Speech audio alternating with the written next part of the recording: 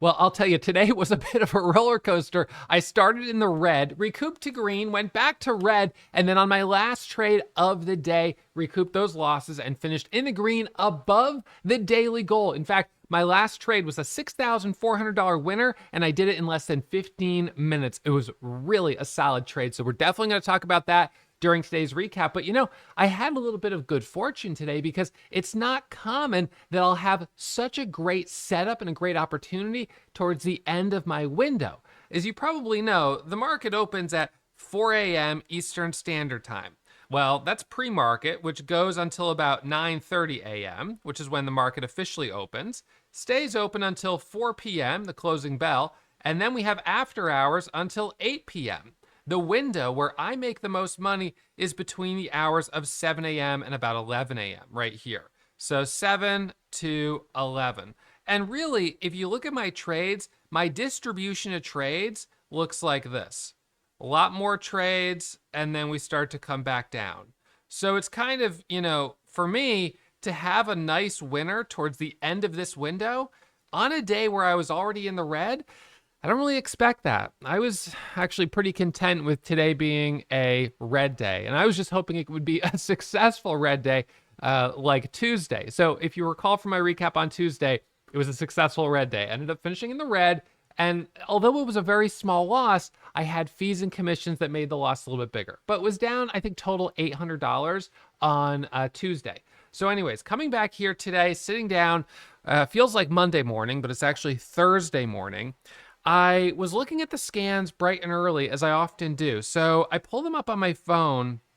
And for those of you guys that have not already done a 2-week trial of Warrior Trading, I encourage you to do it. During the 2-week trial, you get the scanners, you get them right on your phone. You can get our charts, you can get access to my live broadcast and everything else. And so this morning when I pulled up my scan, I noticed that we basically had nothing that looked good. I mean, the scanner was really slim. The only thing that we had that was starting to move was this MGOL. Now, the problem with MGOL is that it's a cheaper stock. So let's see. This actually started moving at 8:30. So this one, this began at 8:30. There was another one, though, that was, it was GRDI. GRDI, I think, was the leader. Let's see. This one had a pop at 5 and then popped up again here at 7 a.m. Yeah, so it was actually GRDI, not MGOL. So GRDI was the one on the scans I was noticing, but it's at the same price range that I usually struggle with.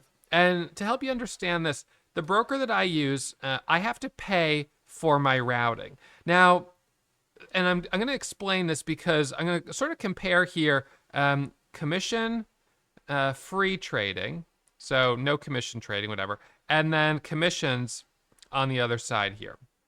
So if you trade with a commission-free broker, the way they route your order is you put in a 10,000 share order, and you're the client. So you put the 10,000 share order in, and what they do is, let's see, how do I draw this? So you've got the broker here, you've got the market here. So this is the actual market, NASDAQ, New York Stock Exchange, etc. And then they have what are called wholesalers. So a wholesaler over here. And so what they do is they take your order and they send your order to the wholesaler. The wholesaler then possibly sends your order to the market, or if they can match your order internally, they give the shares back to the broker, who gives it back to you. No commission, right? This is a commission-free trade. Your trade actually doesn't go to the market. But in this case, the way it works is that if you put your order out for, let's say, $1.50, the broker is going to go to the wholesaler. The wholesaler is going to say, hey, we got these shares for $1.49. That's a 1 cent improvement. And the wholesaler says, hey, let's do this. How about we do this? How about we split it 4 ways? We keep 1/4 of a penny. You get 1/4 of a penny. This guy who just placed the order, which is you, the trader, gets 1/4 of a penny. And the person we got it from gets 1/4 of a penny, right? So the person they got the shares from. And this is the payment for order flow structure. Now, obviously, this only works when these wholesalers have a lot of inventory. But because these wholesalers are providing all of the order execution for these big trading firms, Robinhood, Webull, Thinkorswim, E-Trade, Fidelity, etc., they have the inventory. So at this point right now, the biggest challenge with using a wholesaler is that if they don't have inventory, they're going to route your order out to the market, and the time of this creates latency. So you have latency, which is caused by the broker to the wholesaler to the market, back to the wholesaler, back to the broker, back to you. Whereas a direct route broker will send your order directly to the market.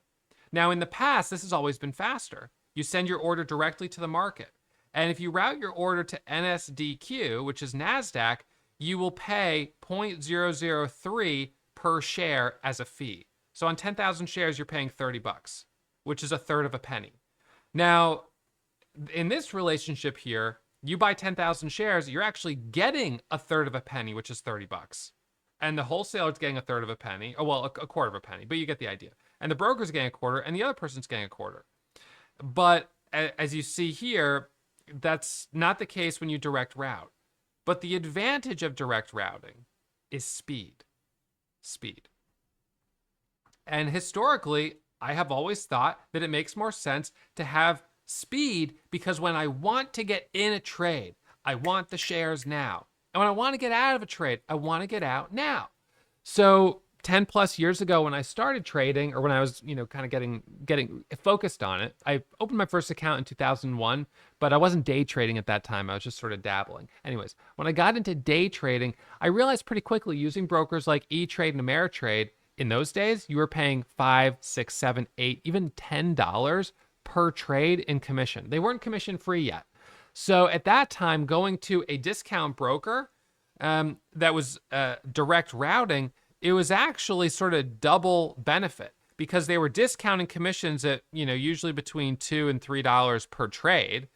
And yes, you were paying this ECN fee in addition, but it was still way cheaper than going to Thinkorswim or E-Trade.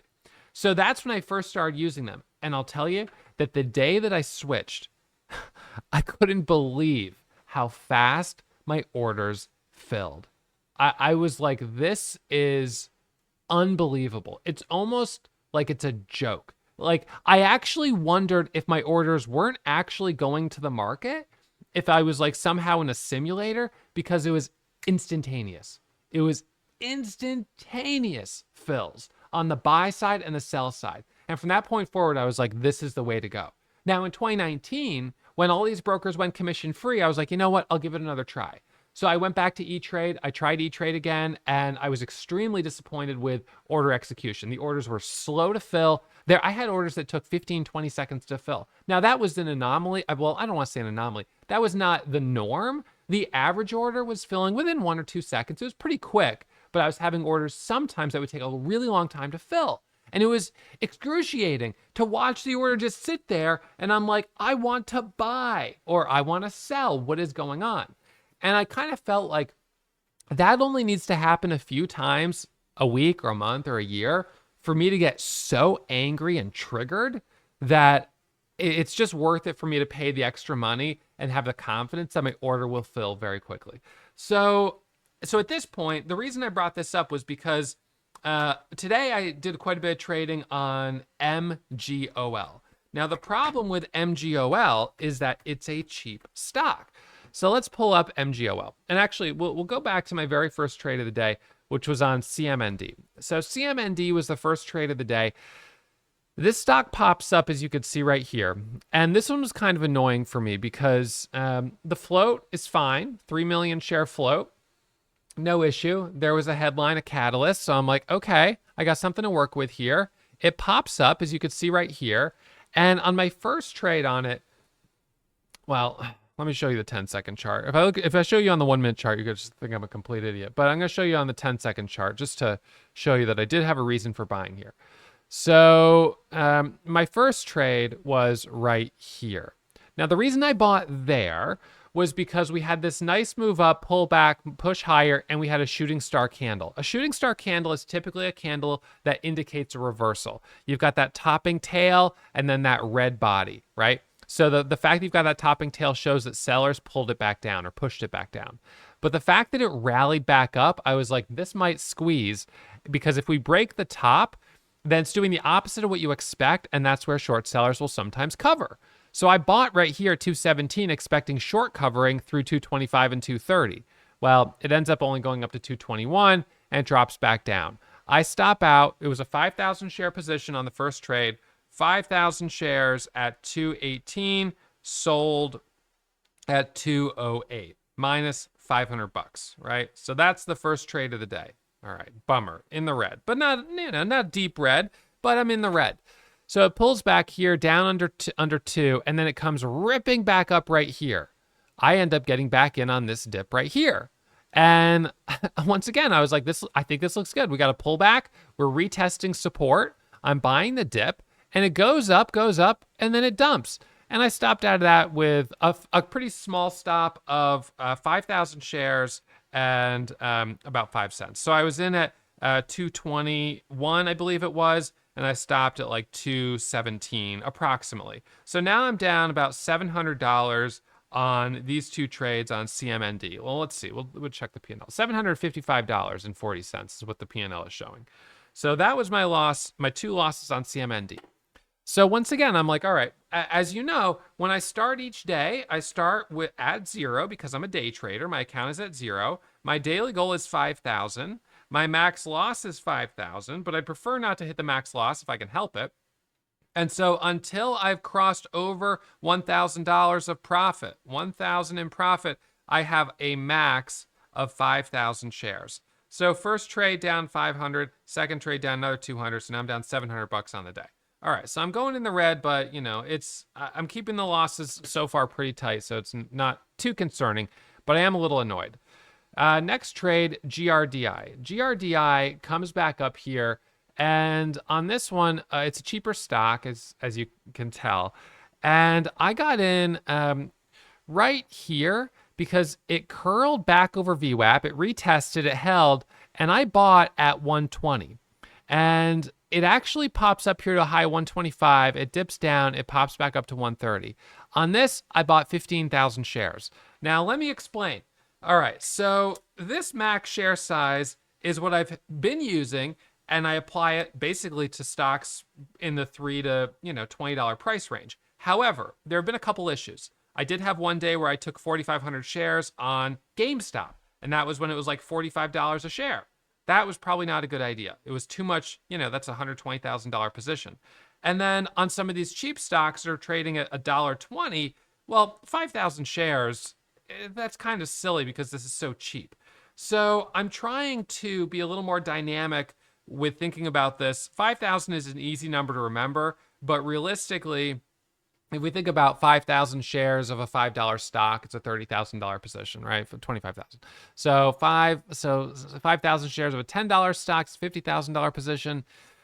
5,000 shares of a $20 stock, that starts to get a little pricey. To be honest, that might be even a little too heavy for the first couple trades. So I feel like keeping those first trades in the $30,000 to $50,000 range is kind of acceptable. And anyways, so it took a little bigger size on that trade, but a low price stock. So I'm in 15,000 shares at 120 or something like that. Goes up to 125, 126. I lock up $700. So $600 on it. So now I'm back to basically down slightly on the day. I'm down like, what is it? $128 on the day, right? So $628 of profit on GRDI, red on CMND.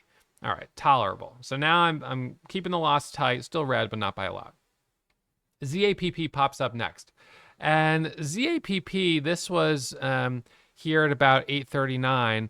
So it starts squeezing up right here on this move. And I jumped in as soon as it hit my scanners because I was familiar with the stock and I thought that we might get some continuation on it.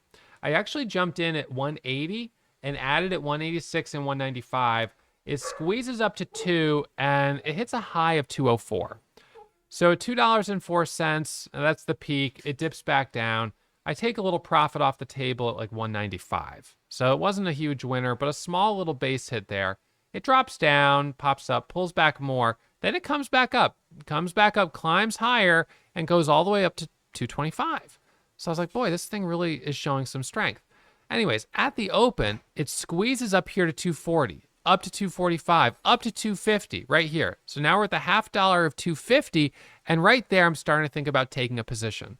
Now, I hesitated on buying right here because, as you could see, there's a lot of this sort of chop. It was moving, but it kind of looked thickly traded.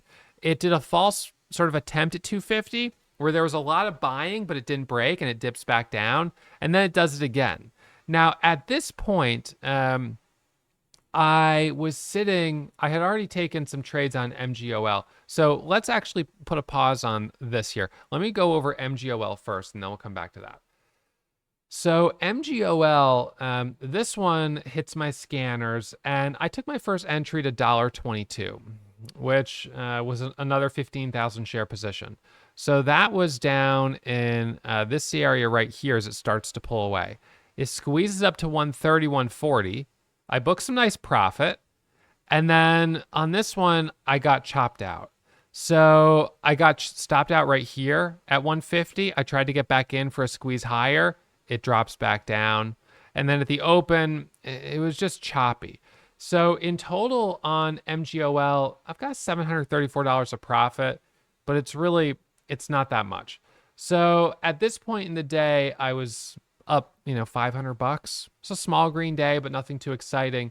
And as ZAPP started to pull away, ZAPP, although I should add that on MGOL, because I was getting in and out, I was churning commissions. So every time I get in with 15,000 shares, it costs me, $90, right? $90, or actually it's more like 120. So, I'm churning these commissions, getting in, getting out, getting in, getting out. You do that 5 times, I am easily at $1,000 in fees and commissions today. That's a lot. So when I got myself back to up, I got myself up 1,200, and then I was back to red by about 100. And then at this point, I was like, really, I'm actually down here closer to minus 1,000 because of fees and commissions. And that's when ZAPP came along. So on ZAPP, this thing squeezes up, puts in a really nice move, and it ends up halting up. I was really impressed. And the thing that I took note of was that it was so strong going into this halt right here. It was just like high volume. It was just really impressive. So on resumption, it opens and basically it dips for just a second. There's a little bit of red and then just surges higher. And I added 10,000 shares, 20,000 share full position. And we get a squeeze up to 340, up to 350, up to a high of 380. We dip down, we pop back up. Now, the thing I'll say about this position was that, so I made about $6,400 right in this window right here. And it was on 3 trades, the 20,000 share position, and then a 10,000 share position. And then there was one other somewhere right in here, maybe right in here. The one thing I'll say on this was that the share size was heavy. And this is something that, so $3 stock, 20,000 shares, a $60,000 position. And just before I took that trade, I had taken a loss on Pixie. So this trade on Pixie got me, and I made a little bit of a mistake. I meant to buy 5,000 shares, but I accidentally bought 10,000 shares. So I added to it, and I just had more size than I intended. So when it dropped here, I stopped out and lost $1,200. Right? So with that, I was like, gosh darn it. I didn't even mean to take that much size, and that was a bigger loss. It's so annoying. I jumped in that even though the volume is kind of light, it felt like it looked maybe similar to ZAPP in that it was a similar price range starting to pull away with a similar daily chart. And it was just the wrong move because it wasn't obvious. And I took a loss on it. So that was the one that dropped me. So I went red once right here. So this is my first time going red. And then I came red a second time right here. And this was when ZAPP came up. And so punching the order for 20,000 shares right here on ZAPP, that was a high risk move. So I'm going to say caution, that was pretty high risk. The risk was if I had been wrong on it and it flushes down 20 cents, I'm going to be close to max loss here, right? The position size, I should have been taking just 5,000 shares because this was a stock, in the $3 to $5 price range, and I was basically flat on the day. And I think what prompted me to go bigger on it was the fact that I was a little frustrated from this loss, number one. I was a little frustrated from spinning my wheels on MGLO and GRDI and CMND, whatever. And I said, you know what, this one's finally moving. We finally have one moving. And I think that this is a moment where I benefited from educated intuition. So it's sort of the years of experience that as I saw this halting up as strongly as it did, I just had this feeling that we were going to see another strong move. And I was right.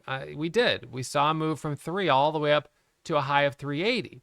And then I said, topping tail, we're probably going to double top at that level. So I got this dip. We come back, we double top. I take my profit. I don't add into it. The double top was like dead on. It pulls back. Got one more little trade here thinking, maybe we could break through this. If it's a flat top, we could get a little cup and handle. And over 4, I'd start to get aggressive, but then that didn't end up happening. But I ended up having a good read on this once it started to pull away. In fact, usually once a stock is moving quickly, it is easier for me to read it. But sometimes by the time it's pulling away, you feel like you're missing the move because, now it's up so high. And I did miss a good chunk of that move, in fact. BTTR, for instance, this one's hitting the scans, and it's like, all right, it's moving. Maybe this isn't the best example, but you think, all right, can I be in at the beginning of the move? And you see, oh, there's a headline here, up to retire $10 million of debt obligations. That's interesting.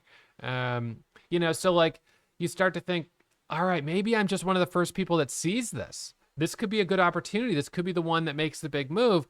And that's a really fine line of trying to guess and predict which one is going to be the next stock that is obvious and just waiting until it's obvious. If you wait too long, you're going to miss the move. If you're in too early, you don't have confirmation. And, so that's kind of that balance that I think we're all dealing with when we're seeing a stock hitting the scanner. Should I jump in this one or, maybe should I wait? And the thing today was that when I first sat down, I noticed that we had a number of stocks that had popped up and sold off. So GRDI, RELI, sorry. This one, GRDI, this one, popping up, selling off. There were a few others that did it earlier. It doesn't really matter. But I sort of noticed this trend today where we were seeing these stocks popping up and pulling back. And we even had it on ZAPP, ZAPP. I mean, we look at the 1-minute chart on this and it pops up, it gives back the whole thing. It pops up again, drops down, comes back up again, pulls back up again, back below VWAP, sideways below VWAP, weak, and then out of nowhere just explodes. And this is where I think that shorts we got a little short squeeze because it looked weak. It didn't look like it was going to go. And then all of a sudden it's going up to 350, 380. So, we ended up getting a nice move on that. I did not expect it, but obviously grateful for it. So, and then with that, I said, you know what? All right, I'm back. I'm over my daily goal here, which, is saying something considering I was red twice today. But let's not forget, I still have fees and commissions I have to take off of this. So after fees and commissions, closer to 4,500, 4,700. And that's still a great day. It's a green day. I don't want to overstay my welcome, especially since it was choppy. So I'm going to take the profit off the table and also, remind myself that we're dealing with a little bit of a holiday. We've got a holiday week here. We had the holiday on Wednesday. So the middle of the week is kind of a tricky time to have a day off because I think it throws off a lot of traders, including myself. We're like, we get excited and we're going to have a nice week. And then wait, we've got a day off in the middle. It kind of breaks up momentum. It sort of slows everything down. So today I was like, what are we going to get for continuation from Tuesday? Do people even remember what was hot on Tuesday?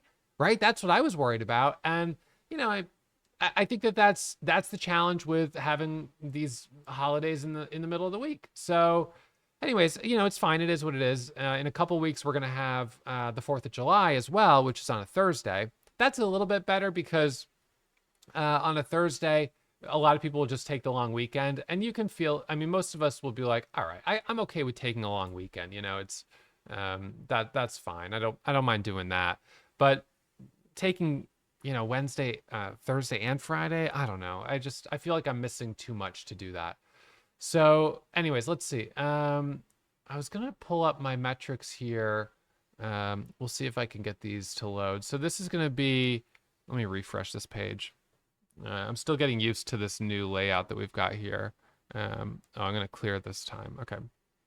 So, right. So yeah, so that was $858 in the red on Tuesday. This is net of fees and commissions. So, I had that little dip. And, for what it's worth, I mean, I had a red day back here, June 6th, and then, kind of recovered it, that's good. But then, not by a lot after fees and commissions. So anyways, having a nice green day today is a bit of a relief because it's been a little slow, $5,000 days, $6,000 days. So grateful for the green day. Overall, it's been a little bit of a slower month. The best month of the year was in February, and since then it's just been a little bit slower. But hey, you know what? Just grinding, trying to keep my head above water, trying to focus on consistency, hitting those base hits. If we look at the year to date here, let's see, check year to date. We'll go to detailed, and we can see that's the equity curve. So, that's year to date. If we go back to 2023, just to include like a little bit of a longer stretch, you can kind of get some context there of like, all right, generally, oh, sorry, my mouse is funny. So generally, pretty consistent here. Had a little pull away there in March, or sorry, February. Dipped down a little bit in March with a couple red days, and now kind of back in the groove. So one of the things that I focus on is consistency.